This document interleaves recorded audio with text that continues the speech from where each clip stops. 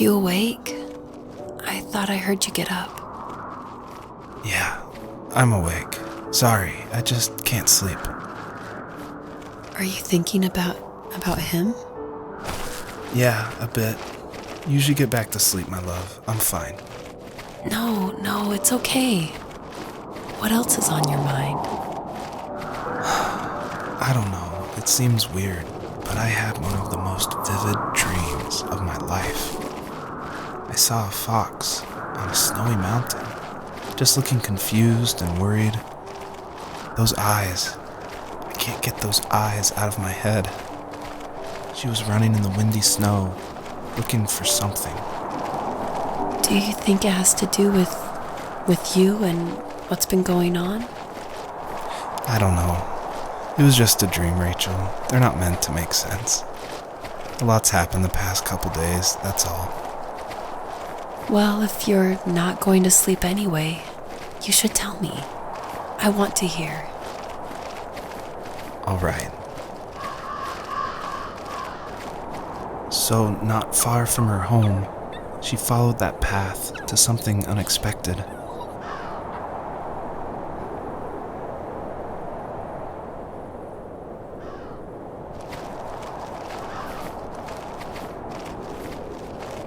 She couldn't stay, though. She had to find her other 2 children. So she took that path. She followed it towards something ancient. Something with answers.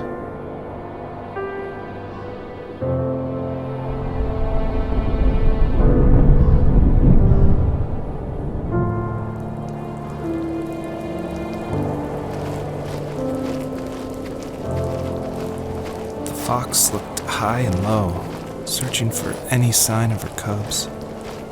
Points of light showed the way to this ancient tree. It was as if each one had a story to tell, all their own.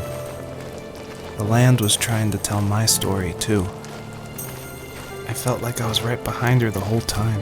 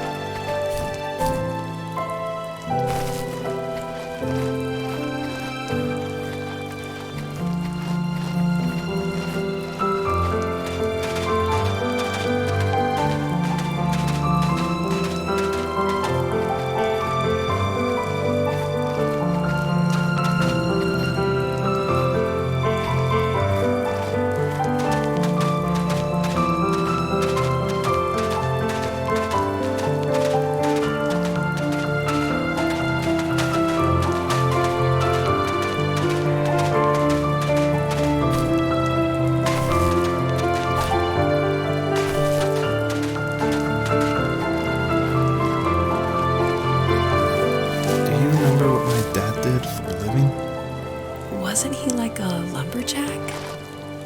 That's one way of putting it.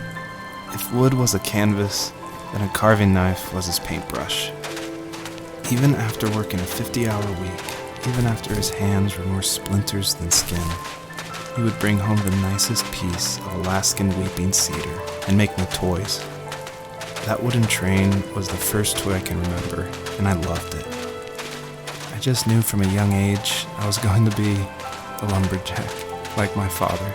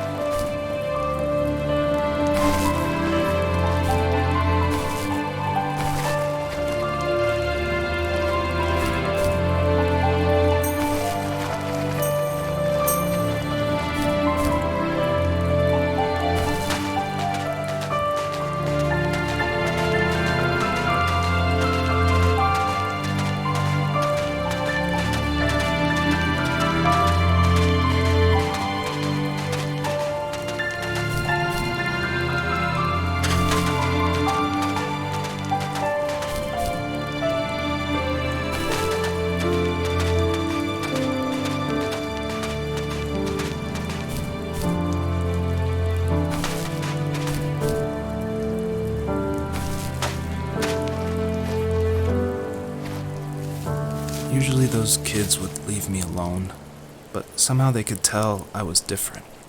They made fun of how far away I lived. They called my dad a sourdough. I was a blabbermouth as a kid, telling my dad stories I made up for hours. But after that show and tell, I didn't tell him much anymore. He didn't know exactly what was wrong, but his best guess was that the toys he carved weren't cool enough. He carved me a tank and tried to tell me what it was like to be in a real tank as a serviceman. I didn't know your dad was in the military. Yeah, in the army. The sad thing is that I'd pretty much forgotten until just now. There's so much I still don't know about him. I'm sorry. He knows how much you love him.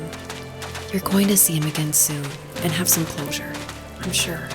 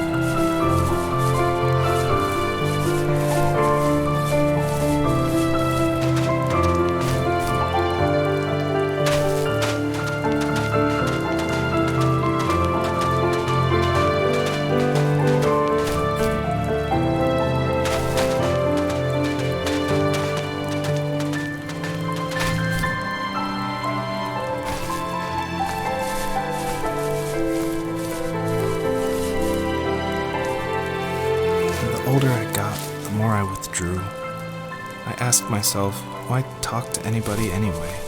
Why bother when I'm happy by myself? I started drawing a lot, mostly animals I saw in the woods by my home.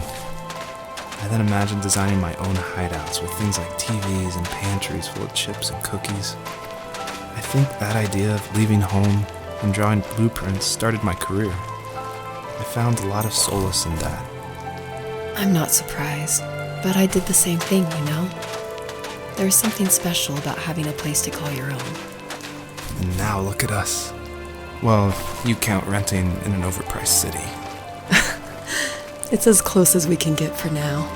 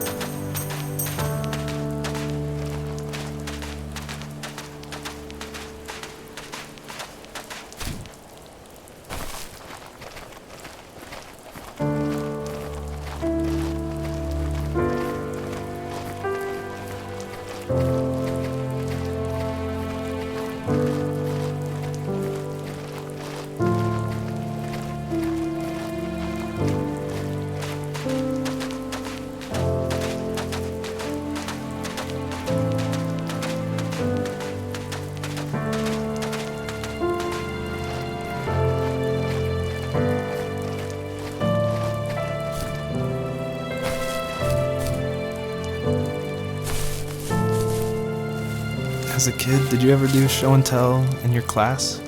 Yeah, I think I only did it once, when I was in the 4th grade. You know how my life was around then. I wanted to show my class what helped pass the time and distracted me, so I brought a dozen paper cranes I had made. I think I told everyone how badly I wanted to be a bird and fly, embarrassingly enough. Don't be embarrassed. Every kid wants to fly. For me, it was another toy from my dad, a wooden boat. I remember guarding it so carefully in my hands as I walked into class. When I sat down, a group of boys immediately made fun of it. They asked which trash can I found it in, or why an ugly log was my favorite toy. When I got up, I didn't even want to tell them my dad had carved it. I said it was a joke gift my friend had given me. Kids can be so cruel. Some of them are. I shouldn't have let them get to me, but it did. It's amazing we bounced back at all.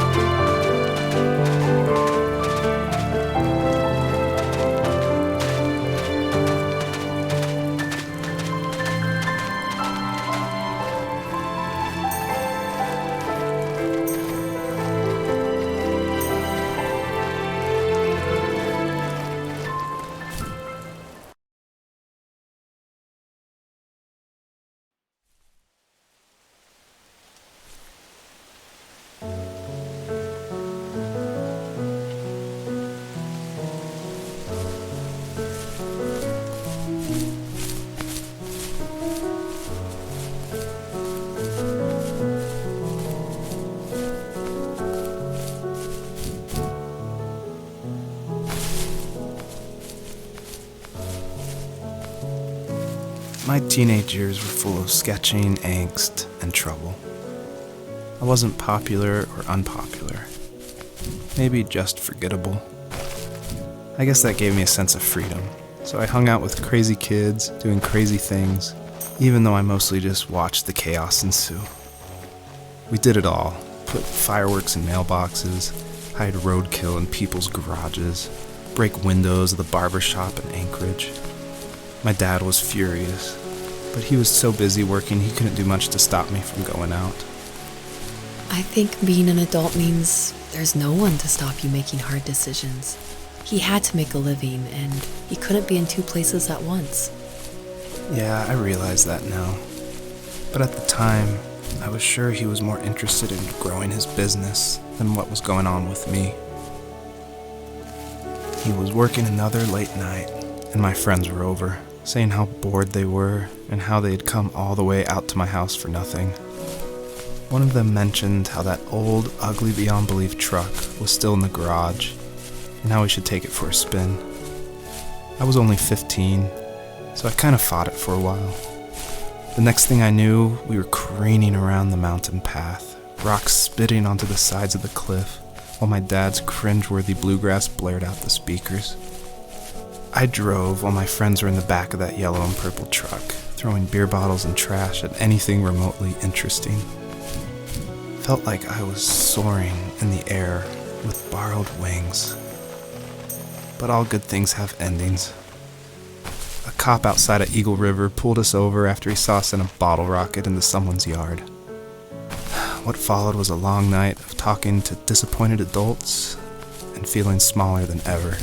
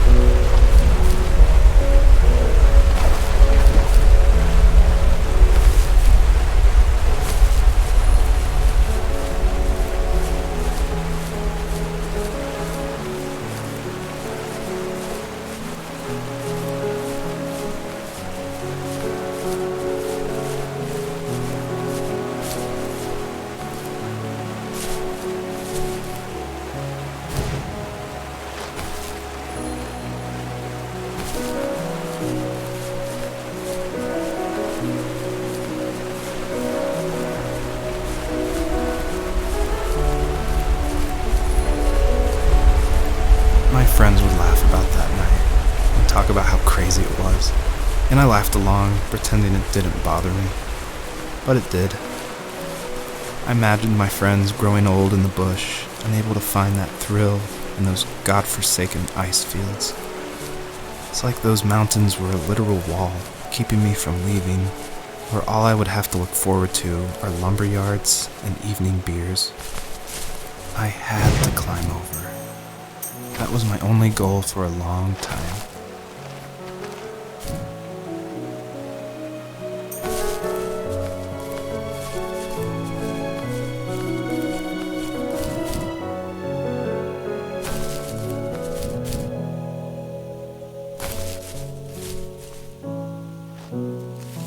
If there was some way I could take my love of drawing and turn it into a way of escape, nothing would make me happier. I wanted to create instead of tearing trees down. I wanted to move to the lower 48, not because I hated it there in Alaska, but I hated the idea of it. It's like all of that spite inside me had created this monster which followed me around my whole teenage years. I put so much energy into doing what others didn't expect of me. Why did I do that? There's one fact you're forgetting, though. If you didn't have that fire in you, we probably would have never met. You're absolutely right. Maybe the destination is all that matters in the end.